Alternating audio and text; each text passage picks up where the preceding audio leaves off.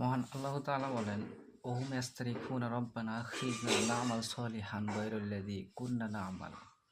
আল্লাহ তাআলা বলেন, মানুষের মরণ হয়ে যাওয়ার পর যখন কবরের শাস্তি আযাব দেখে দুনিয়ায় আবার আসতে চায়, বলে যে আল্লাহ, আমাকে আবার কিছুদিনের জন্য দুনিয়ায় পাঠিয়ে দিন। যা পূর্বে গুনার কাজ করতাম আর করব না, একবারের জন্য দুনিয়াতে পাঠিয়ে দিন। ভালো আমল করব, সৎ আমল করব, ভালো মানুষদের অন্তর্ভুক্ত হব, আর গুনার কাজ করব না আল্লাহ, একবারের জন্য দুনিয়াতে পাঠিয়ে দিন। এইভাবে করে আফসোস করবে আর বলতে থাকবে।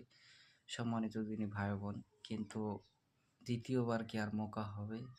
সেই জন্য আল্লাহ তাআলা বলেছেন, হে ঈমানদারগণ, তোমরা পরিপূর্ণ মুসলিম হয়ে মৃত্যুবরণ করো, নচিত জাহান্নাম বড় কঠিন জায়গা, হাসরের ময়দান বড় কঠিন জায়গা, জাহান্নাম বড় কঠিন জায়গা, কবর বড় কঠিন জায়গা।